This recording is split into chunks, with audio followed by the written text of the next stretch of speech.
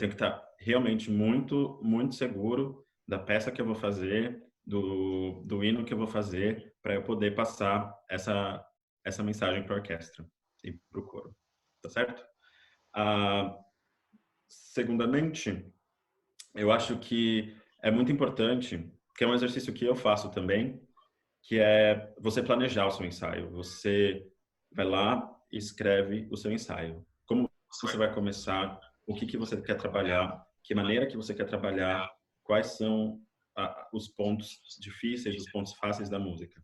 Mas para você saber tudo isso de um planejamento de ensaio, você precisa conhecer muito bem o louvor, você precisa conhecer muito bem a peça, porque aí eu vou saber onde estão os pontos mais complicados, onde estão os pontos mais fáceis.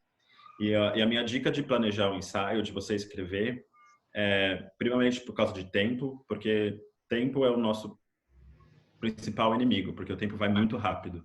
Então, se você tem um ensaio que você tem todo ele dividido, eu tenho 30 minutos para isso, 30 minutos para outra parte, eu tenho 40 minutos para isso, você consegue administrar melhor seu tempo e o ensaio consegue ser mais fluido.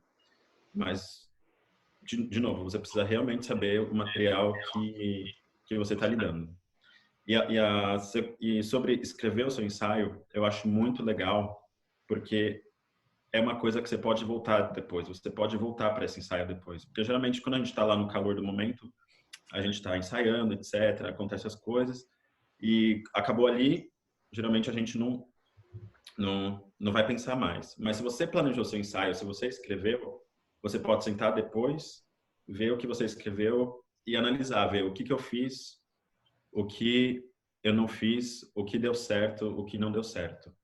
E essa questão de escrever o seu ensaio te dá mais ferramentas, porque você pode escrever, olha, isso deu certo nesse ensaio, então é uma carta na manga que eu tenho. Olha, isso não deu certo muito, muito bem hoje, então talvez eu não vou utilizar isso, ou talvez eu não vou fazer da mesma maneira, vou tentar reinventar essa maneira de fazer.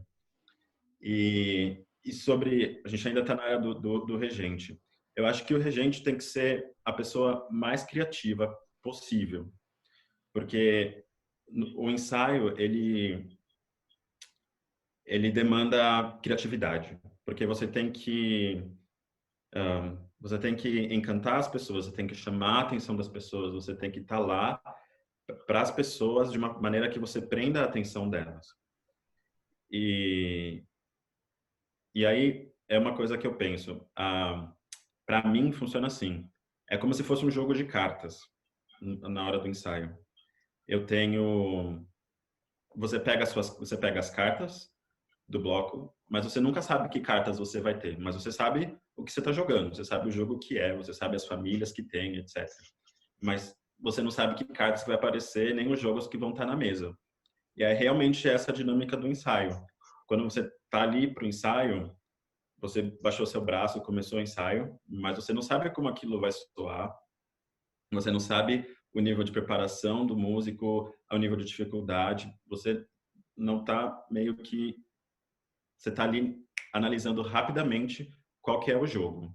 E aí que eu acho que o maestro tem que ser criativo, porque a gente tem que realmente achar caminhos para solucionar esses problemas dentro da orquestra. Então, achar soluções, achar métodos diferentes, achar propostas diferentes, para que aquilo fique dinâmico e criativo e o ensaio não fique uma coisa só tocar e repetir, tocar e repetir, tocar e repetir, tocar e repetir. O que mais eu posso falar? É muito importante. O maestro, ele não vai saber tocar todos os instrumentos. Isso não é possível. Mas ele pode saber como todos os instrumentos funcionam. Então, tá travando? Será que é a minha conexão? Tá travando aí, galera? Não, para mim tá normal. Pra mim também. Dei um alô. Ok, vou Vê se continuar. melhorou aí. Para mim tá normal, o Diego também tá normal. Mas ok. Então, o maestro, ele tem que tentar entender como todos os instrumentos funcionam, porque cada instrumento tem uma certa dificuldade, cada instrumento tem tem um tipo de articulação diferente, tem uma resposta sonora diferente, tem um tempo de ataque diferente. E é bem importante que o mestre esteja ciente disso. Apesar da gente não poder tocar todos os instrumentos, a gente pode ir até as pessoas que tocam e perguntar a essas pessoas como funciona isso, quão é difícil fazer isso, como é uma escala, como que é um golpe de arco, como que é um ataque labial de um instrumento de sopro, como é que funciona a ideia da coluna de ar. E é importante você ter essa noção, porque isso vai te dar ferramentas para você poder fazer um bom ensaio. Outra coisa, deixa eu ver aqui, mais eu anotei aqui. Legal. Outra coisa, na hora que você estiver estudando, você sempre tem que se pôr no lugar do instrumentista ou do cantor, porque aquilo que for difícil para você, com certeza vai ser difícil para eles também. E aí entra em duas questões para mim. A primeira é que você tem que sempre estar 2 passos à frente do seu instrumentista ou do seu cantor. Porque se você está 2 passos à frente, você está vendo ali a armadilha musical que tem, e aí você já consegue preparar uma solução para antes dessa armadilha acontecer. Então, realmente, para mim, a questão do ensaio, a questão de um regente, a figura de um regente no ensaio, é realmente um jogo. É aquilo, você tem que estar ligado, a percepção 100% atenta ao que está acontecendo, às dificuldades, e você ter sempre uma carta na manga, sempre uma solução para você poder jogar aquela carta na hora e você conseguir ajudar o músico, o instrumentista ou o cantor. Algum comentário, Diego? Ou seja, ou seja não, né? Mas é bom que o regente ele não esteja ou seja pego de surpresa, né? Yeah. Aquela pergunta que às vezes a gente costuma, pergunta não, né? Alguns maestros fazem, vamos ver como soa essa música, ou vamos ouvir agora como soa. O maestro já tem que ter uma sonoridade pronta. E por mais que soe diferente, seja um resultado pouco diferente do que ele esperaria, né? E não uma surpresa completa. Sim, é isso que eu quis dizer com estar familiarizado com o material que você está trabalhando. Quando você sabe o material que você está trabalhando, você está cercado, você tem uma ideia já musical daquilo que vai acontecer e do que esperar. Mas mais do que isso, eu acho que o regente, principalmente dentro da igreja, é realmente ajudar o músico, o instrumentista, o cantor a chegar nesse caminho. Porque nós trabalhamos no âmbito amador, né? Então ninguém é um músico profissional que tem um domínio excelente do instrumento ou da voz. Então, eu acho que dentro da igreja, o regente também funciona muito como um professor também, de dar uma orientação, de dar um comando técnico, além do comando musical. E se familiarizar com esse material antes é essencial para você saber onde está o risco do ensaio, onde pode ser difícil, onde não pode ser difícil. Hoje em dia, a gente tem praticamente tudo disponível, né? A gente tem tudo gravado, o que acho que praticamente toda a música do mundo tá disponível para ser ouvida. E os hinos que a gente tem, os arranjos que a gente tem tudo isso num formato que a gente pode ouvir e usar isso ao nosso favor. Tanto o instrumentista e o cantor, quanto o regente. E eu não acho pecado nessas circunstâncias do regente do ministério, do regente dentro da igreja, de usar o recurso do áudio de alguma gravação anterior, ou seja, a cantata que a gente faz, ou algum hino que a gente ensaia, ou mesmo as nossas gravações que a gente tem, os nossos vídeos no YouTube, de voltar naquele hino e ouvir de novo e tentar perceber alguma nuance que poderia ter sido melhor, alguma dinâmica que poderia ser mais explorada, ou alguma voz que poderia ter sido ressaltada nessa hora. Então, é realmente usar esses recursos auditivos para ajudar na nossa preparação do ensaio. Mas o que eu falo no geral para os regentes, que é que seria a minha principal dica: planejem seu ensaio, porque isso ajuda muito. Isso ajuda muito você, te dá mais segurança na hora de você estar na frente do grupo, se você já sabe o que você vai fazer. É claro que tudo pode ser diferente. Eu já fiz vários ensaios que eu tinha uma ideia na cabeça, mas depois de 10 minutos o ensaio andou tanto para outro lugar que nada do que eu planejei eu fiz. Mas, como eu já tinha experiência de mais ensaios que eu já tinha planejado, eu consegui lidar bem com esse ensaio e fazer com que ele vá fluindo e usando um, técnicas de outros ensaios ou cartas na manga de outros ensaios, enfim, soluções de outros ensaios que eu já fiz. Mas eu tenho tudo anotado, aquilo que eu gostaria de fazer, aquilo que eu gostaria de chegar, porque isso me dá um norte. E aí, no próximo ensaio, talvez eu possa rever esse material e falar, olha, isso eu quero tentar fazer de novo, isso eu quero conseguir chegar com eles.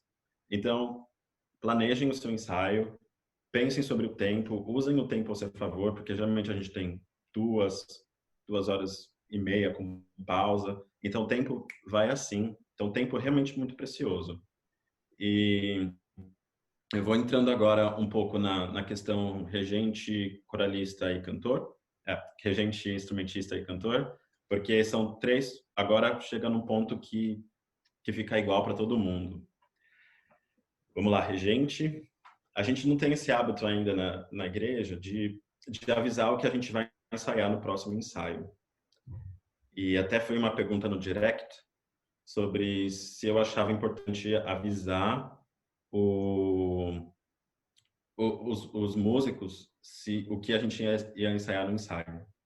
Eu acho fundamental. Se você pode fazer isso, avisar com uma semana de antecedência, eu acho muito, muito bom. Porque eu acho que a gente não pode cobrar do músico aquilo que é uma afirmação que não foi dada antes. Eu não posso colocar um hino na estante e falou, como assim vocês não se prepararam? Como assim vocês não estudaram? Se você não avisou esse músico antes para se preparar. O Diego sabe, a Aline sabe, todos os músicos da nossa igreja que trabalham no meio profissional, que a gente sempre vai para o ensaio sabendo o que vai acontecer. A gente sempre vai para o ensaio sabendo que possíveis músicas vão ser tocadas. Às vezes, numa orquestra profissional, no mês a gente está ensaiando uma sinfonia do Brahms, por exemplo. Então, eu sei que o foco está ali e eu vou me preparar para aquela sinfonia. A sinfonia tem 4 movimentos, mas eu vou me preparar. Às vezes, o maestro não precisa falar, eu vou ensaiar esse louvor e só isso. Às vezes, pode falar, irmãos, eu estou planejando ensaiar, dentre os próximos dias, tal hino.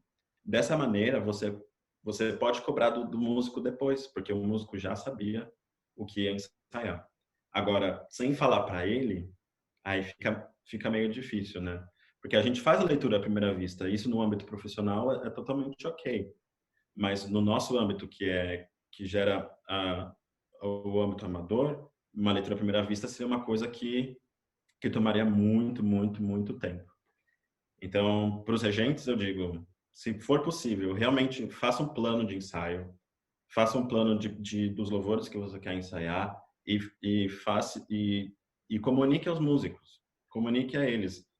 Em 2 semanas eu quero fazer tal louvor, porque aí eles vão poder pegar a partitura, eles vão poder ouvir esse louvor, eles vão poder ter mais contato com essa música. E aí na hora do ensaio, vai todo mundo para o ensaio sabendo o que está acontecendo. Vai todo mundo para o ensaio sabendo o que vai acontecer, o que supostamente tem que acontecer. E isso é um ganho de tempo, um ganho de energia muito, muito, muito grande. Então, é o que eu aconselho para os regentes. Indo para a parte que serve agora para os três âmbitos, regentes, cantores e instrumentistas. É a parte da escuta, e que para mim é uma parte fundamental. A gente tem, como músico amador, a gente tem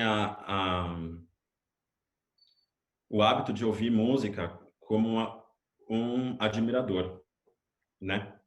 E isso faz parte também. Eu também ouço muita música como um admirador. Isso só tá desfrutando do que eu estou ouvindo dessa música. Mas eu quero propor para todo mundo. Para mim isso também é bem difícil. É a gente ouvir a música com um olhar mais crítico, com um olhar, com um ouvido de músico. E o que eu quero dizer, por exemplo, eu toco viola na orquestra. E aí eu vou ouvir uma certa peça, um certo louvor, uma certa música. Eu vou me propor a tentar entender qual é a função do meu instrumento. Se eu tiver a partitura dessa peça na minha mão, melhor ainda, porque fica duas vezes mais claro auditivamente e visualmente. Mas eu vou tentar ouvir essa peça não mais como um admirador.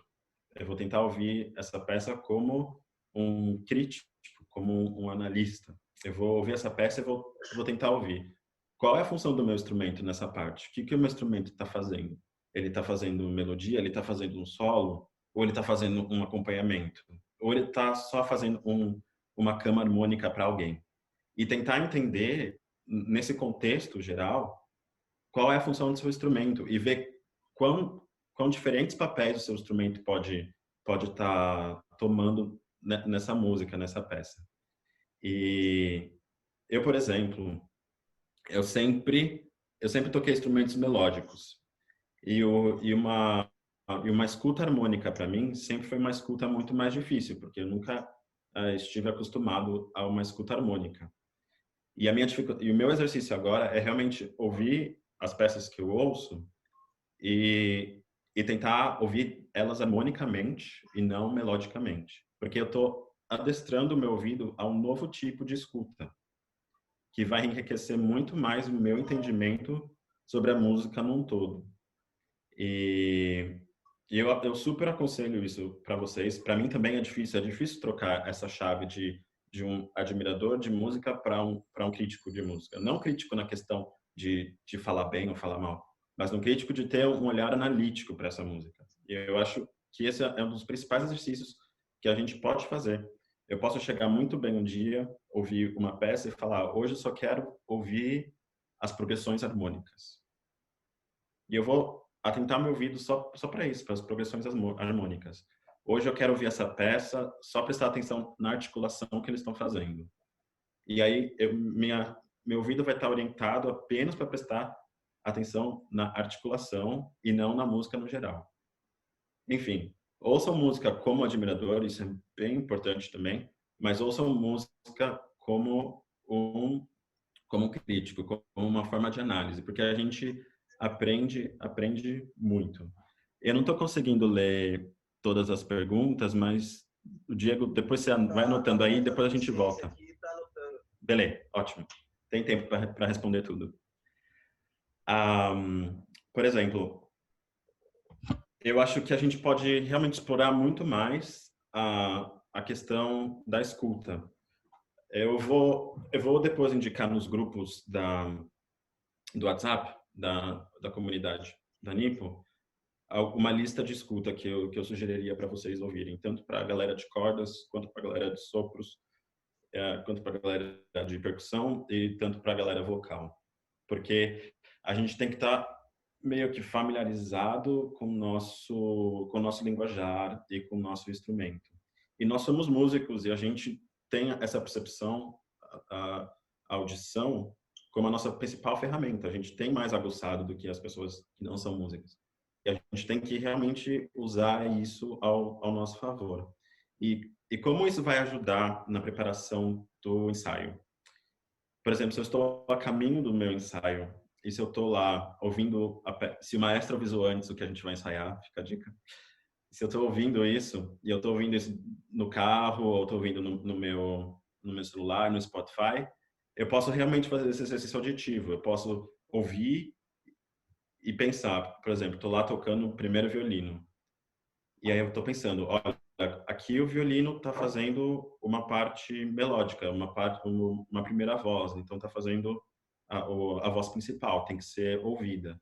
não, aqui o violino não está fazendo mais, aqui é o cello que está fazendo. Então, provavelmente, eu tenho que fazer menos quando chega lá no ensaio. Então, quer dizer, você está muito mais familiarizado com aquilo que você vai ter que ensaiar depois. E a mesma coisa funciona para um coro. Por exemplo, ah, eu sempre falo, eu sempre falo aqui, falava aí pro coro da Nipo quando eu estava com vocês fisicamente, que para mim o coro é igual um bolo, um naked cake, sabe? Aquele bolo que você vê todas as camadas, porque exatamente para mim funciona assim. A gente tem um soprano ali, não, vou começar por baixo. A gente tem os baixos ali na base do bolo, depois a gente tem o recheio, que está ali altos e tenores, e por cima a gente tem o soprano e a cobertura, né? E aí, só que essas funções às vezes elas podem elas podem mudar, né? E eu fiquei pensando, geralmente a gente se fica muito apegado ao recheio, né? Porque o recheio geralmente é a parte mais gostosa. E por isso que eu sempre falo que tenor e contralto tendem a ter as vozes mais bonitas, assim, as vozes, melodias mais bonitas, super cheias de armadilhas, mais difíceis, super cheias de armadilhas, harmônicas, melódicas, etc., mas que realmente dá aquele gosto pro bolo inteiro. Mas às vezes você come um bolo tão bom que nem é o recheio que tá tão bom, às vezes é a massa que tá boa. E aí, então, toda a sua percepção está na massa. Então, quer dizer que é essa massa do bolo que nessa hora tinha que aparecer. Então, todos esses jogos dessa hierarquia dentro da música, a gente, quando está tocando, a gente, quando está cantando, a gente tem que já saber. Porque isso ajuda muito. Quando você sabe que você... Aqui eu tenho que dar mais. Não, aqui eu tenho que recolher e ouvir quem tá com o papel principal. Às vezes você é recheio, às vezes você é base, às vezes você como fala? Ah, topo, Cereja. cereja, às vezes você é a cereja do bolo, mas todas essas coisas ajudam quando a gente faz esse exercício auditivo de ouvir e ir para o ensaio sabendo qual é a minha função naquele compasso, naquele trecho e o que eu tenho que fazer, onde eu tenho que aparecer e onde eu não tenho que aparecer. Isso vai... Obrigada na cobertura. Isso vai realmente ajudar muito na fluência do ensaio e realmente ajudar muito na dinâmica. O maestro vai ter que falar menos coisas porque você já conseguiu fazer sozinho. Um, minha dica para preparação de ensaio: você é instrumentista, você é cantor. Ouçam mais do seu repertório. Ouçam mais do idiomatismo do seu instrumento. Sejam mais curiosos para explorar que tipo de cantor. Se eu sou uma soprano num coro, eu vou tentar ouvir várias sopranos. Tem sopranos no mundo inteiro. Eu vou tentar ouvir várias sopranos. Talvez tenha uma soprano que eu acho que a voz dela se identifica mais com a minha. E eu vou ter essa memória musical, essa lembrança musical dessa sonoridade que eu quero chegar. Se eu estudo violoncelo, eu vou ouvir um Yo-Yo Ma, uma Jacqueline Dupré, eu vou ouvir esses grandes cellistas, porque eu sei como funciona o meu instrumento, eu sei a identidade do meu instrumento e o som que eu quero que o meu instrumento chegue perto. Então, eu quero bem enfatizar para vocês a questão da escuta.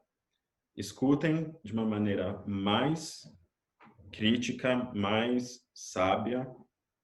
Escutem também como admirador, mas escutem mais de uma maneira mais crítica e sejam mais curiosos sobre o que é o meu instrumento, como funciona o meu instrumento, que sonoridade eu espero do meu instrumento. Porque tudo isso vai dar para você um acervo de informações de como executar e vai realmente ajudar na parte técnica. E só um parênteses, eu gosto muito de fazer essas comparações com coisas do dia a dia, igual eu falei do bolo, porque são coisas que realmente ficam. Quando você tentar lembrar disso, você vai lembrar Você vai lembrar dessa questão do bolo e você vai lembrar se eu sou cobertura, se eu sou recheio ou se eu sou massa, se eu sou base. Mas realmente pense nisso. Antes da gente ir para as perguntas, era só fazendo um resumão. Regentes, preparem seus ensaios, planejem seus ensaios. Pensem, aonde eu tive dificuldade na hora de estudo, os meus músicos vão ter dificuldade lá também. Como eu vou resolver isso? Como para mim mesmo? Pronto, resolvi para mim mesmo. Uma dificuldade rítmica. Mas como eu vou passar essa solução para eles? É assim, você sempre tem que estar 2 passos à frente dos músicos e da música. Você tem que saber aonde estão as armadilhas, onde está a dificuldade e ser criativo, procurar soluções criativas. Você não precisa ser um palhaço todo ensaio, você não precisa ser engraçado todo ensaio. Existem ensaios sérios também, existem ensaios mais pesados e difíceis. Mas você tem que ser criativo, você tem que uma abordagem diferente, um exercício diferente, uma maneira de falar diferente, e isso é bem importante. E para os instrumentistas, para os cantores e para o regente também, uma escuta mais crítica, uma escuta mais consciente da função, da melodia, da onde quer chegar, da articulação, porque isso vai enriquecer a nossa percepção musical. Acho que eu falei demais. Espero que tenha ajudado algum.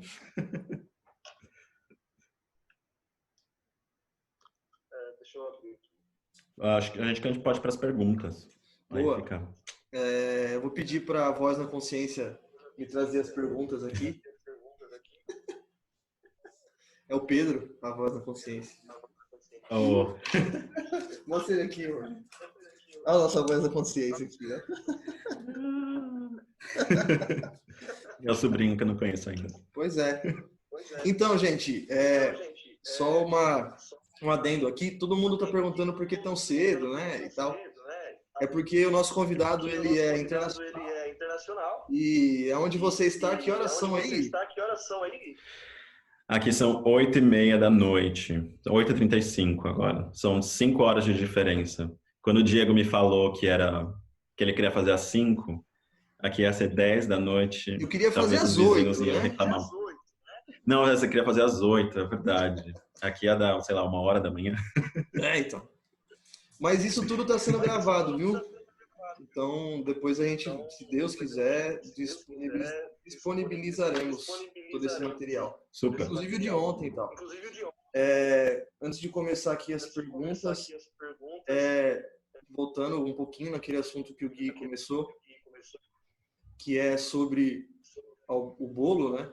Tem uma diretriz que é a diretriz do discurso, diretriz da linguagem. Quem estudou mais jornalismo, essas coisas, sabe bem do que eu estou falando, sabe até melhor do que eu vou falar. Que o ser humano ele consegue entender até no máximo 3 coisas distintas ao mesmo tempo. E a música, ela tem muito disso. Ela é totalmente voltada a isso. Desde sempre, podemos dizer assim. E basicamente, hierarquicamente falando, melodia, o baixo e a harmonia. E aí a gente pode falar que esse recheio estaria na harmonia, a melodia em primeiro plano e o baixo não o instrumento baixo, não o cantor baixo, mas a função baixo. E que seria a analogia perfeita, ou como a nossa irmã Rosa falou aqui, o que eu estou fazendo nesse momento? O que eu estou fazendo nessa hora? E a gente, como regente, o instrumentista, ele tem que saber quem está fazendo o quê. Às vezes está poluído, às vezes está soando mal, você está pedindo para o cara tocar menos, e você está pedindo para a pessoa errada tocar menos. Ou às vezes você está pedindo para a pessoa errada tocar mais. Ou o arranjador escreveu errado. Colocou muita coisa na massa. Colocou muita evidência no recheio, ali no meinho. E o que é para ser ouvido, o que é para ser visto, eu como arranjador fiz mal. E aí faço com que o maestro entre aspas, se lasque lá, porque ele não vai conseguir tirar o som que ele gostaria de tirar. Porque Sim. esses princípios da comunicação, eles são importantes. A melodia tem que estar sendo evidenciada, sem que as outras pessoas precisam se matar para conseguir fazer essa melodia ser ouvida. O baixo como função precisa ser ouvida em segundo plano. E todo o recheio, todo o restante precisa estar em terceiro plano. E aí uma pergunta até que eu fiz para os meninos dos metais. De 100% de uma música, você acha que quantos por cento que você está tocando é melodia? E aí, dentro dessa resposta, será que a gente está condizendo com a força do que a gente está tocando, com o que a gente deveria tocar? Isso é só um aspecto, né, dinâmico. A gente pode falar de articulação, a gente pode falar de postura. E aí a gente vai entrar na pergunta aqui, que foi feita.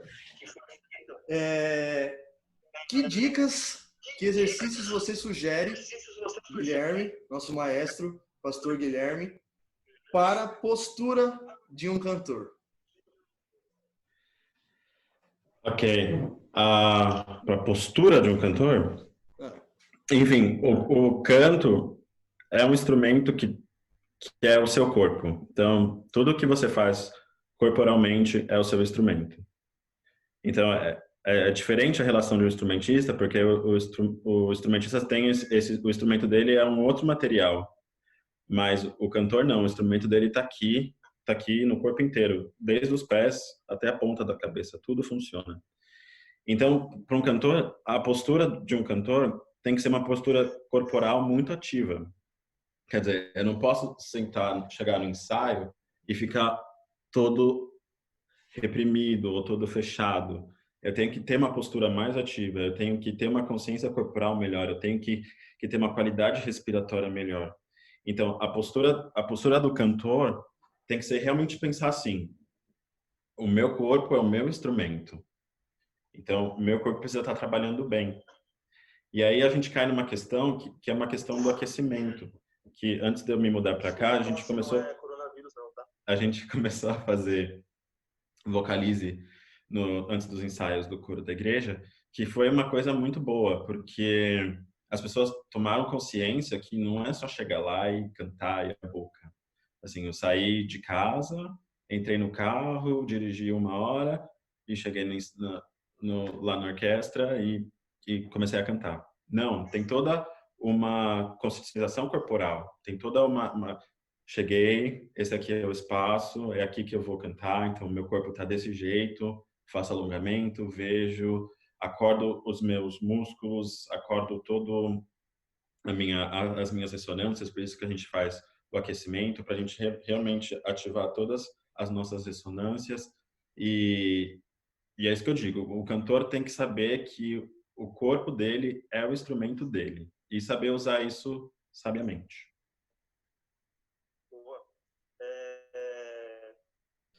Como...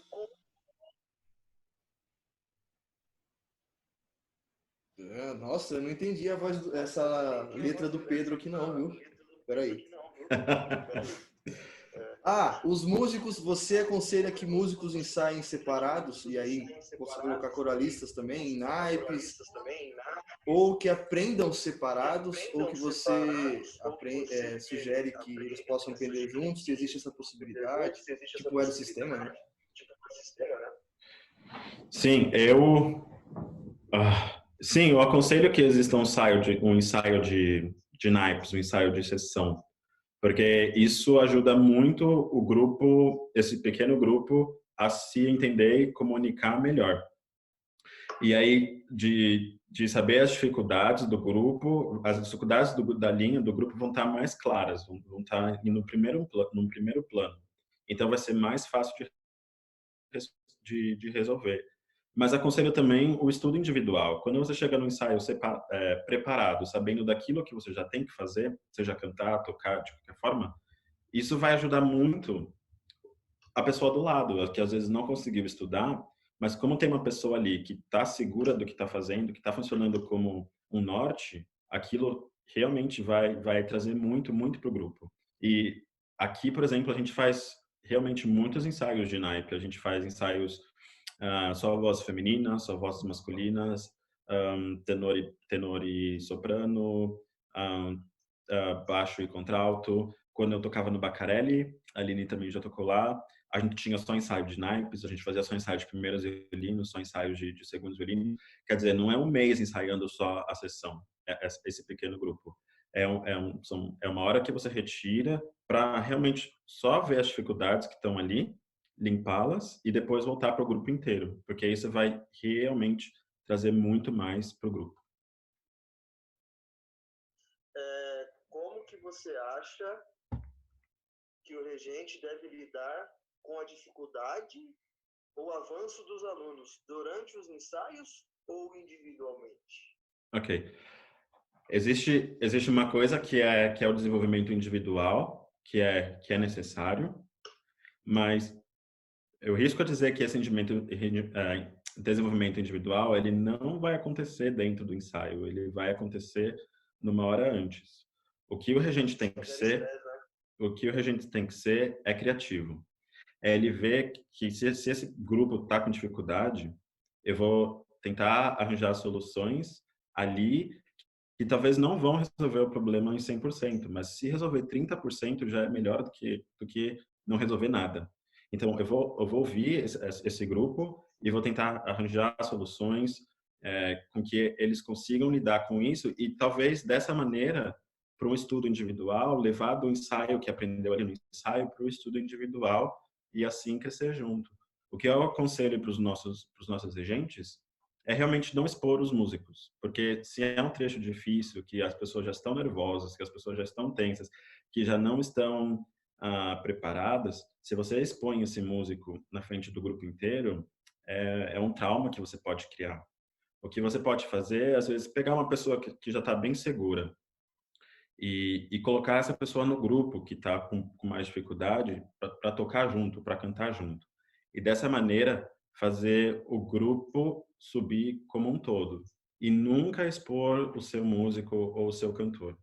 E se a pessoa tem uma dificuldade muito grande individual, no final do ensaio, num outro momento, você pode chegar para esse cantor ou para esse músico, você pode chegar para ele e falar, olha, por que você não faz isso? Talvez se você procurar essa ajuda, talvez se você estudar desse jeito, etc. Aí, talvez isso seja melhor. Mas acho que eu respondi. O Guilherme vai se lembrar de quando a gente fez aquele meio intercâmbio com o coro de Harvard, lembra? Na Unesp. Yeah. E aí o regente, ele trabalhou o coro nosso da Unesp e o nosso regente trabalhou o coro de Harvard. E uma coisa que eu achei interessantíssima, e foi ali que eu percebi que ele trabalhava o erro das pessoas sem que as pessoas soubessem que os erros delas estavam sendo trabalhados, e quando elas percebiam, elas estavam cantando certo. E eu fui um desses que estava fazendo a coisa errada, e ele fez a coisa, me fez fazer a coisa certa, e ele não precisou me expor para isso. Eu vou pegar um exemplo mais prático, que eu achei bem legal. O nosso maestro Daniel, ele... As nossas músicas, muitas têm entrada de Levari, né? Do nada, no começo de música. E várias vezes eu percebia que ele dava Levari pro músico e o músico não entrava. Ele esperava o músico entrar e aí ele entrava e não expunha. E eu falava, meu, se fosse eu ia xingar esse músico. Eu ficava pensando aquilo comigo. Só que eu percebi que ele já tinha entendido que a pessoa não estava entendendo e que aquilo precisava ser trabalhado no ensaio, e depois ele trabalhou isso com a pessoa no ensaio. E foi aí que eu percebi que essa é uma sabedoria, que com certeza veio da prática, que é uma coisa muito legal nossa.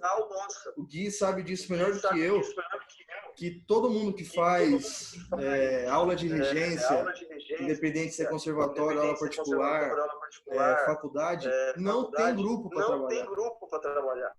E as pessoas chegam lá na hora sem saber o que fazer, como regentes. E a gente tem esse material humano que é muito bom. E às vezes a gente olha para isso como se não fosse nada. Tem só tem só 5, 6 músicos aqui para ensaiar, as pessoas... 5, 6 músicos são muita coisa. Muita. Sim, A gente com sabe o certeza. trabalho que essas pessoas têm para formar um coro, um grupinho de 5, 6 vozes, que ninguém vai conseguir cantar nada. Na nossa igreja, por exemplo, é muito fácil de fazer as pessoas cantarem. As pessoas pegam as coisas muito rápido. Então, eu não sei, Sim. talvez agora tem pessoas que tenham 3, 2 pessoas para trabalhar. Não agora na quarentena, né? Mas geralmente. E acha que isso é pouco. Isso não é pouco.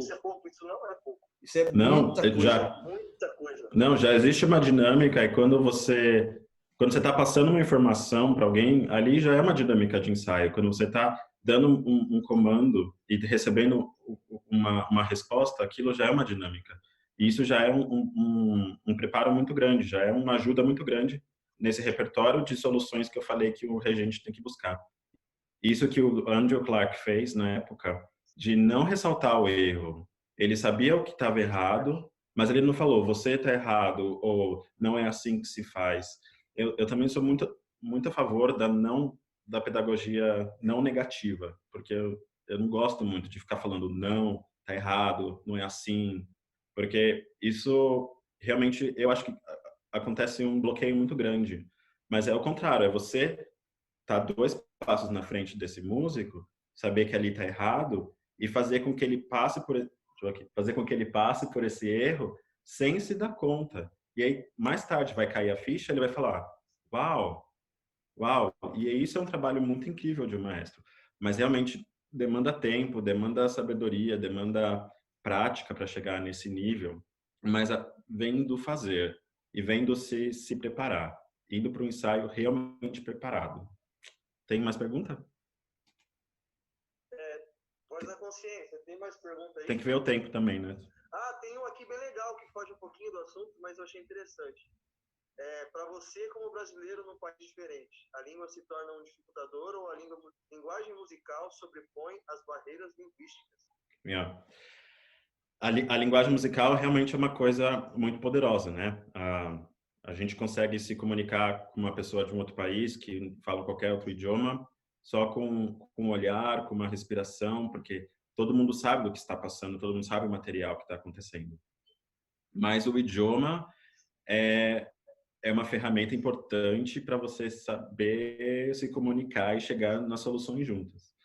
Então, realmente acredito na música como uma linguagem muito poderosa, que não verbal, que é muito sensível e muito sensitiva, que você pode se comunicar com outra pessoa só com um olhar, com uma respiração, com um gesto, isso é incrível, mas a ferramenta verbal, a palavra, o idioma, seja que idioma for, também é crucial para um entendimento do coletivo, para uma instrução que você tem que dar para um regente, por exemplo, essa linguagem não verbal acontece realmente só na hora da música, mas na hora do ensaio não dá para se comunicar, mostrar suas ideias não verbalmente. Depois de um tempo sim, mas no início a fala vai ser a principal ferramenta para você poder se comunicar com esse grupo, fazer com que esse grupo seja unânime até atingir essa comunicação não verbal.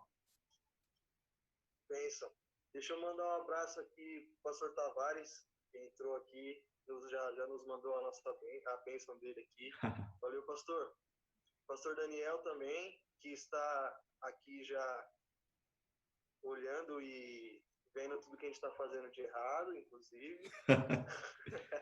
A todos os nossos pastores que nos dão muito apoio.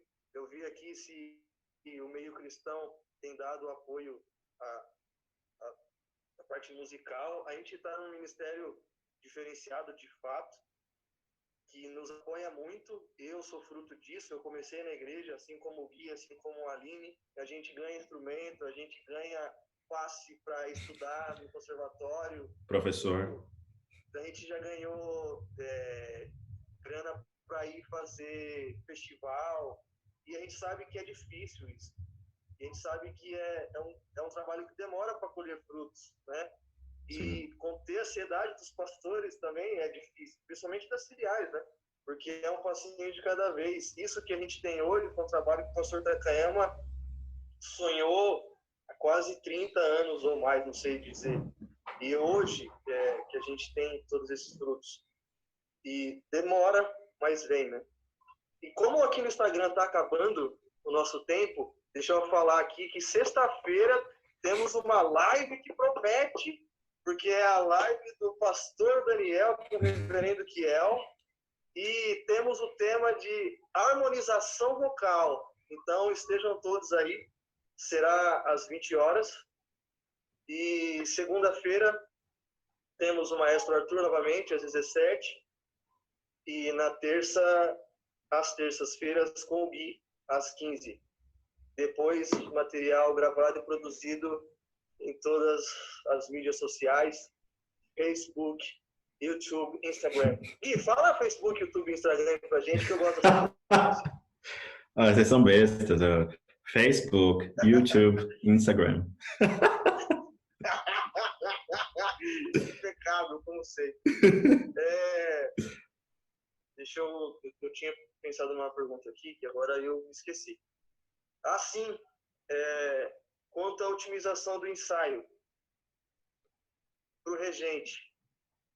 O regente, ele é um cara que se comunica e precisa se comunicar muito bem através do seu gesto e tentar mostrar ao máximo o que ele quer através do seu gesto. Uhum. Ou seja, não ser tão verborrágico, né? Não gostar tanto da própria voz, não ficar falando, porque isso cansa. A gente que veio do instrumento sabe que é muito chato, mas que fica lá na frente falando. O famoso girar a lâmpada, né? E não sai do lugar. E não sei se dá tempo ainda de responder, mas eu vou deixar para a gente responder na próxima. Ok. Como otimizar o tempo de um ensaio, sendo que a gente precisa passar determinados naipes e outros estarão em pausa. Ok. Pensa aí e a gente responde... As duas respondem na próxima? Na próxima. Ok. Você já tem um tema para a próxima aula? Era exatamente, dinâmica de ensaio. Tá aí. Dinâmica de ensaio. Então, ó, não perca na próxima terça, nesse mesmo horário. Dinâmica de ensaio. Dinâmica, não perca. Ainda sobre gestos. Ok. Quanto tempo tem mais? Eu tem acho mais que 5 minutos, vai acabar? Não sei. Ok. Ainda sobre gestos, a gente sabe que cada gesto é pessoal. Mas existe movimentos comuns? Existe uma padronização no gesto? Existe metodologia de gesto? Sim. Sim, tudo isso. Todos os comandos básicos têm que estar lá, porque as figuras são sempre todas iguais. Então, os comandos básicos estão sempre lá. O que acontece depois é que a pessoa personifica isso, e aí tem a sua individualidade. Mas os gestos, sim, são todos padrões, e depois você tem uma liberdade. Mas, já que está acabando, a gente fala isso na semana que vem. Eu só queria agradecer a presença de todos vocês. Foi super legal, espero que tenha dado para aprender um pouquinho, tentar pensar de uma forma diferente, plantar uma sementinha sobre a maneira de estudar. E na terça-feira que vem a gente está aqui de novo, a gente fala sobre dinâmica de ensaio. Vou falar sobre gesto também, porque teve bastante pergunta. E se alguma pergunta não foi respondida, escrevam no direct, que a gente responde na próxima terça como primeira coisa. Beleza? E já pensem em possíveis perguntas dentro deste tema, que é dinâmica de ensaio. E façam, tá? Às vezes você acha que a sua pergunta, não vou fazer essa pergunta, nada a ver. Faz a sua pergunta. Façam sim. Toda a questão é válida. Gui, muito obrigado. Obrigado, gente. Continue te abençoando. Você é uma bênção em nossas vidas. Você, Arthur, são peças geradas desde sempre, né? Nasceram na igreja e estão aí gerando e dando frutos.